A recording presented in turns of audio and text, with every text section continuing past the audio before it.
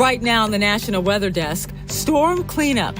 Tornadoes touch down in New York and Massachusetts, while heavy rain floods roads in Maine. The rain just won't quit and the water has to go somewhere. Shark bite.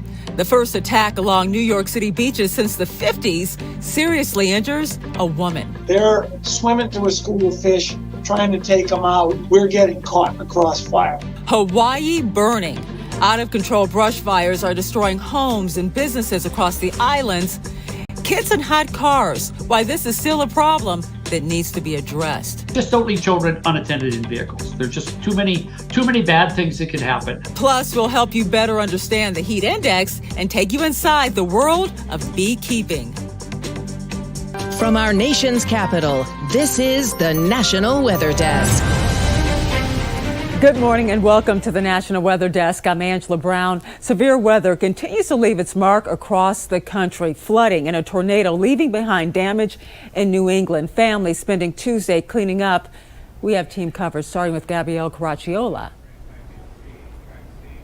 This is just some of the damage here in Mattapoisett. Trees came crashing down during those 95-mile-per-hour winds, but thankfully no one was injured. Neighbors say it was loud and windy, and according to the National Weather Service, all this damage was done in just about 3 minutes. And for many, this is the first tornado they've ever experienced, and they say it's not something they'll forget. All of a sudden, my phone alarm went off and said that there was a tornado to take cover, so I went down to the basement, my husband and I, and I could hear it. I was really scared. I ran right down to my basement. First thing I did was call my dad. I saw trees flying sideways, branches, going sideways. Because I'm like, this is not, and that, whatever. I could tell it was like super, super windy. This is crazy. I've never seen flooding like this before. More rain and more flooding Tuesday across Androscoggin County. This Irving station on Center Street in Auburn has rainwater pooled around the pumps. There was some whirlpool action going on a little while ago. Some Mainers have nearly had enough. I keep thinking it's going to get sunnier and the rain's going to stop, but clearly that's not the case. So I'm just kind of getting used to it. I might go for a swim or something. I don't know. Summer Street in Auburn was also shut down Tuesday. I've never seen anything like this. Allen Pond Road in Grange saw flash flooding too. The road was covered in more than a foot of water. Authorities warn of the dangers that could be in floodwaters and advise never to drive through them. By Auburn's Riverwalk, overflowing storm drains. The water had nowhere else to go but up, forcing open this manhole cover. It's ridiculous. That is ridiculous.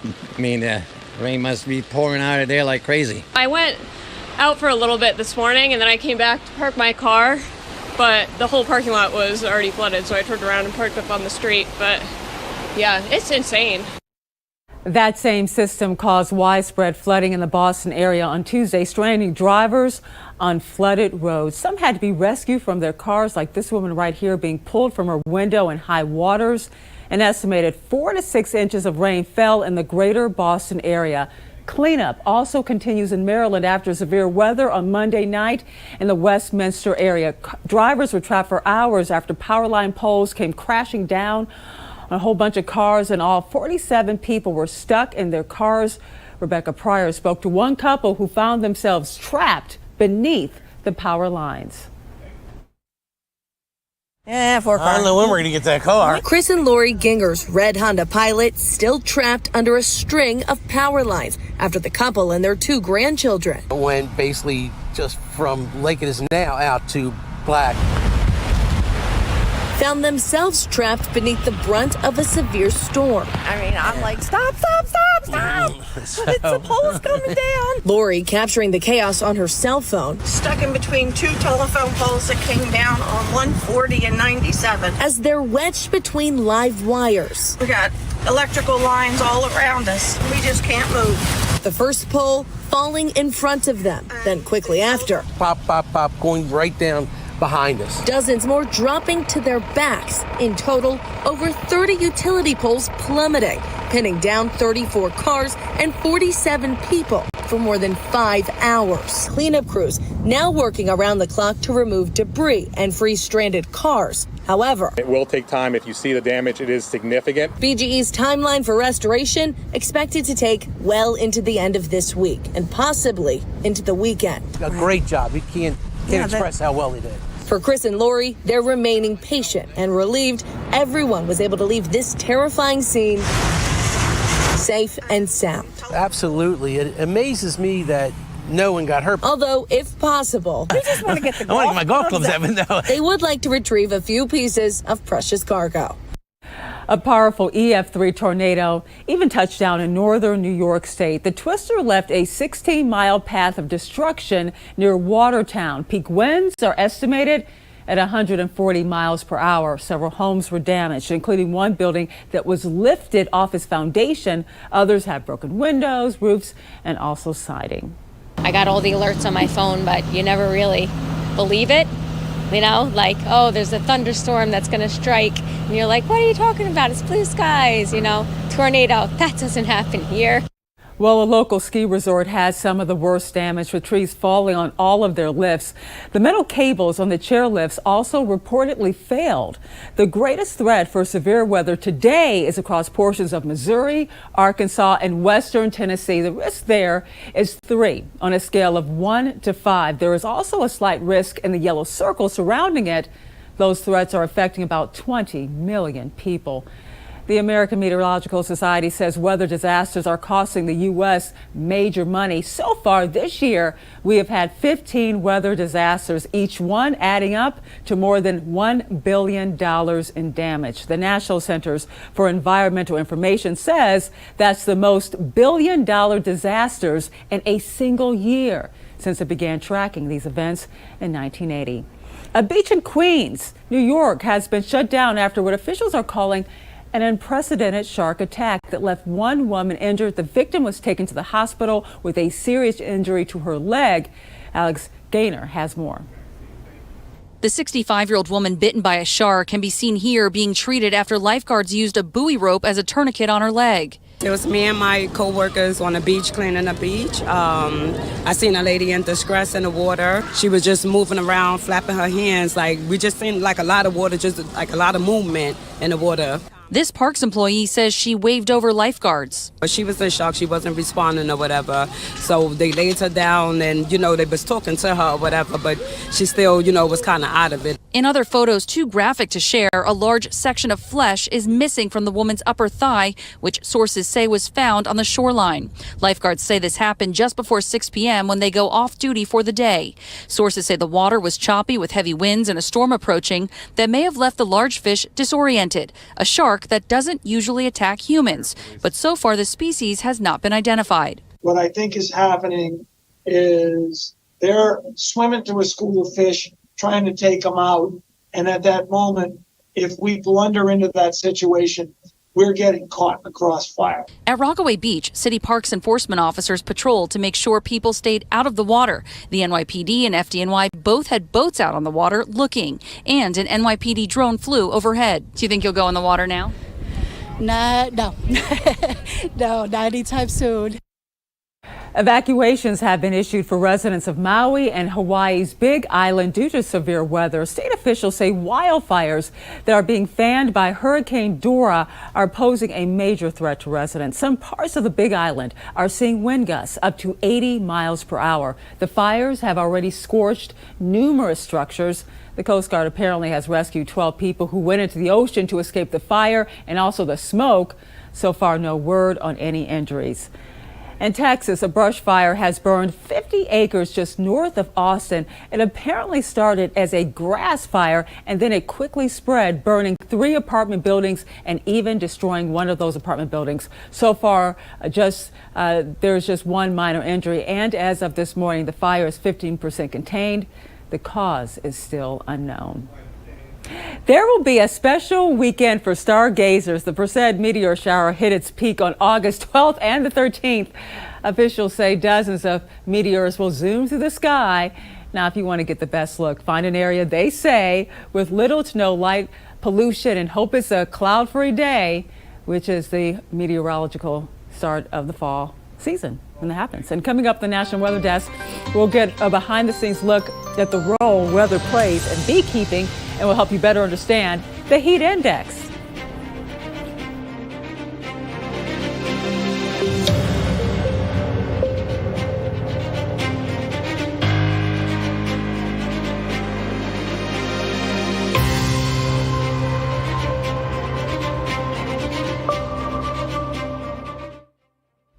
I'm meteorologist Charlie Lopresti with a look at the Northeast. It's back to summer in the Northeast today. Most towns will top out in the 80s with lower humidity. The back edge of the severe weather, the flooding rains that we had yesterday, that's making its way up into New Brunswick and Nova Scotia. Notice a lot of sunshine out there. That's 2:30 in the afternoon. Now, as we go into Thursday, I think skies will be partly sunny. That burst of rain you see right there, that moves in for late Thursday, and more so Thursday night. We'll clear it out again on Friday. I'm meteorologist Jonathan Myers, and here's a look at the Mid-Atlantic region. We start the day up and down the 95 corridor with 60s and 70s. By lunchtime, we're into the 80s. It's a bit of a warmer day as we make it to 85 to 90 for most locales, but humidity does not come back just yet. Looks like the next weather maker will bring some of that by Thursday. Also, some scattered showers and thunderstorms by Thursday as well. Enjoy today's sun. That's the scene here. I'm meteorologist Vitas Reed. Here's a look at your southeast forecast highs. We're looking at 92 in Raleigh, 93 Charleston, 85 in Nashville, 93 in Pensacola, 96 in Tampa. So very hot temperatures over Florida and parts of the South. Expecting to see some strong storms pushing through Memphis early on. These lines of thunderstorms will be firing up, pushing through Huntsville, up around Birmingham and Atlanta as we get into the evening rush hour. So there could be some gusty winds and heavy downpours of rain with these storms.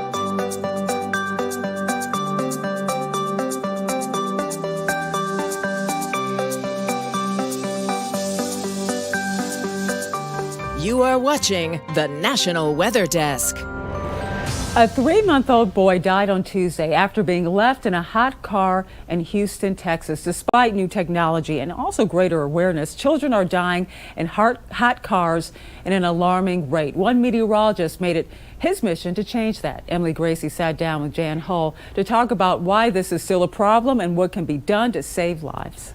The data that I've been tracking goes back to 1998, and the average number of these deaths per year has remained fairly stable in the upper 30s. Right now, it's right at 38 deaths on average per year. People think that it's maybe purposeful or neglectful parents, but most of the time, that's not the case, correct?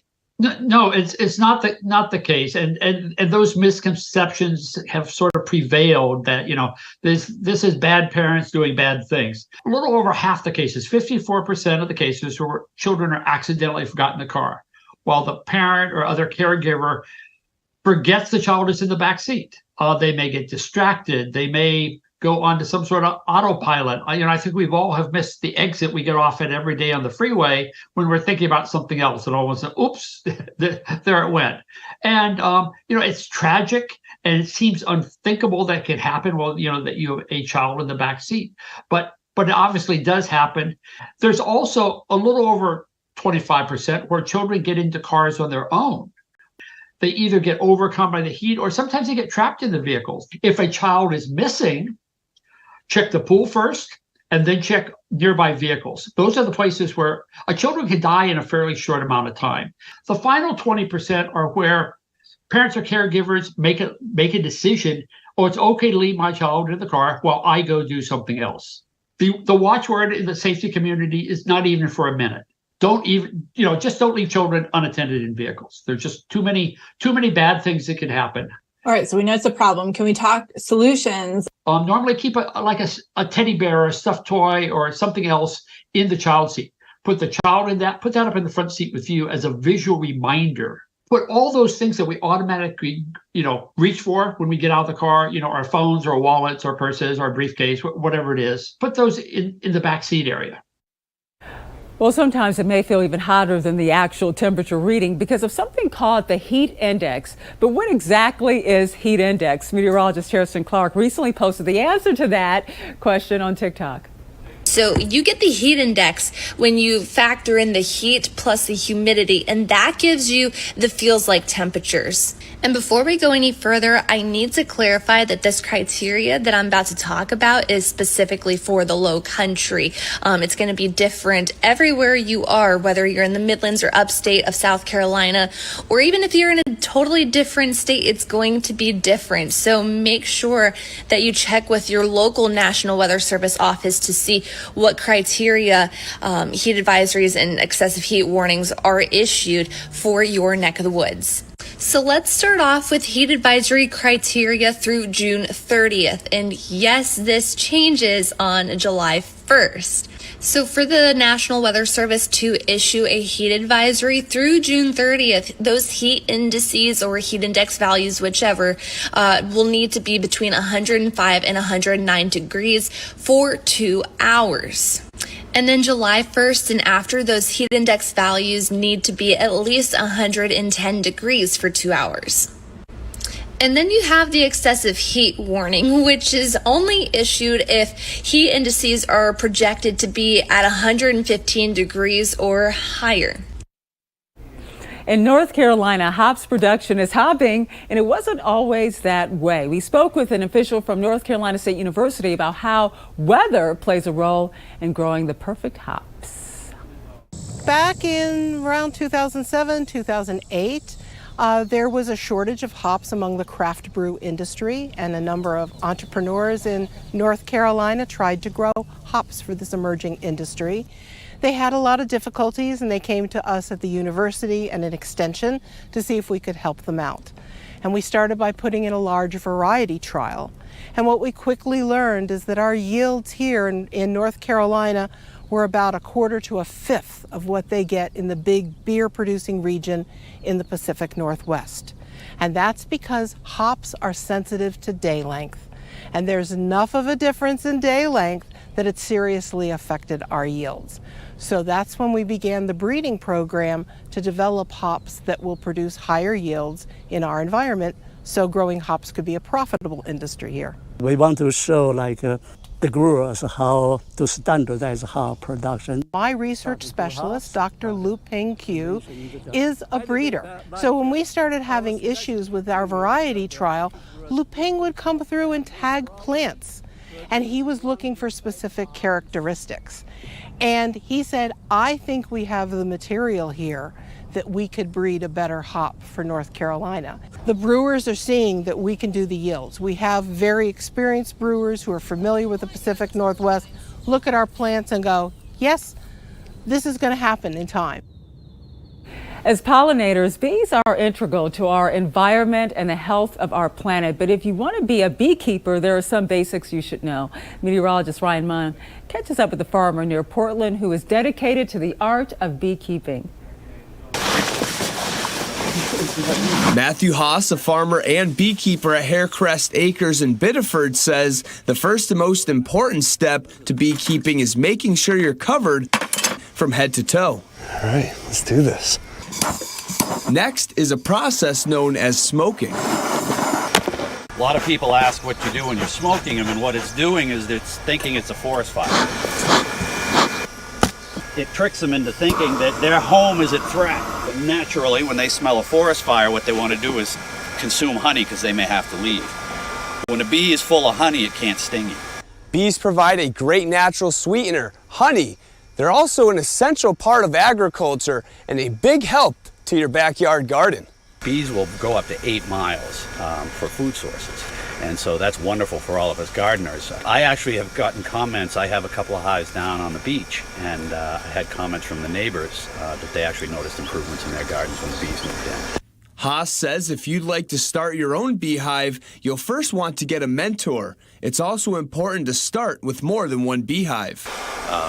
Get 2 hives so you can really see what's going on between the two and really learn how they behave. If something changes in one and not the other, finding out why. There are different types of beekeeping to choose from, organic versus non-organic, and different ways to set up the boxes for the bees to live in. Deciding where and what type of beekeeping you want to do is really, really important. And recognizing that you're going to lose some hives, and think about how you want to replace those and how many you want to get over time. Cover. Haas says he doesn't just do this for himself, but for the community, to be able to create honey, have pollination available, and to help the environment means a lot, and he urges others to do the same. And as we head to break, take in this view. It's one of Thailand's many islands.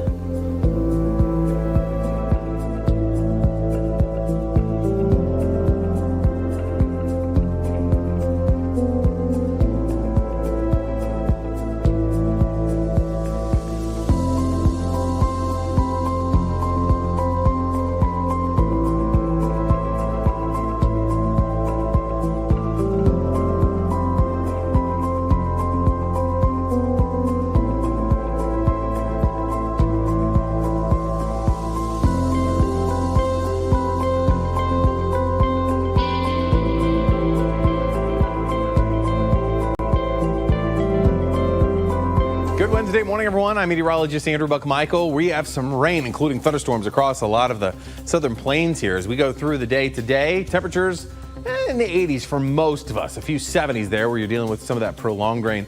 That rain shifts its way more towards the Ohio Valley heading into your Thursday.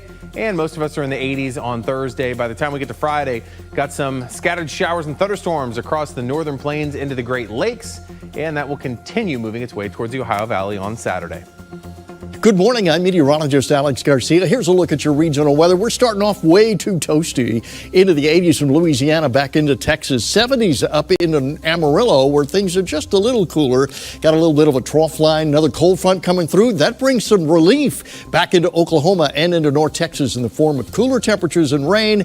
Otherwise, everybody else continues to bake. I'm meteorologist Alex Garcia, and that's a look at your regional weather. Well, hi there, everybody, and a good Wednesday morning to you. I'm meteorologist Shannon O'Donnell. A mixed bag of weather out west. First off, you can see San Francisco very cool in the city by the bay, just 65. That fog continuing to nose through the Golden Gate as it has most of the summer. 92, a toasty one out of Albuquerque. Same goes for the Treasure Valley in Boise, Idaho. 70s back in Seattle as a nice little summer cold front drops into the Pacific Northwest, tamping down the fire danger there today. And that's the scene from here.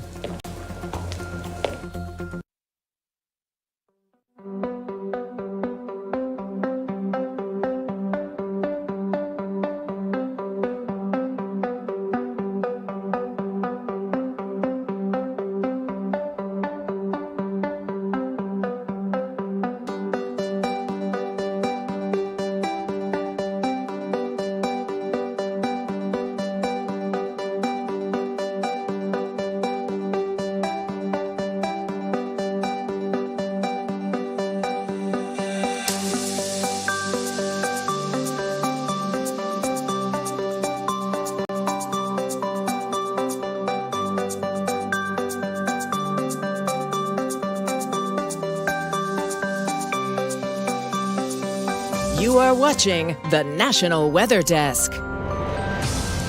An organization in Indiana wants to make sure people can access fresh and healthy food even when it's freezing outside. Leo Goldman has more about how the program with Unity Gardens will work. The dome will help keep healthy and fresh food available at the gardens, even during the winter months. The project will cost $160,000 to construct this 5-layer polycarbonate covering. Gecko's Remodeling is here to help with building it. Others are from the South Bend Community Reentry Center. Many of the residents of the Reentry Center have experience with construction projects. All of our guys have an opportunity to do community service, and they have all different reasons for doing that, but they love to get out of the center. They love to have the chance to give back to the community. They love to be doing something positive and using their hands and getting outside. Plus, the folks here at the Unity Gardens have been so welcoming to our guys. Stewart tells me members of the reentry program were the ones who came up with the idea to help build the dome. And we'd love to connect with you. You can find us on all of your favorite social media platforms: Facebook, YouTube, Instagram, TikTok. Just search the National Weather Desk, and we'll be right back.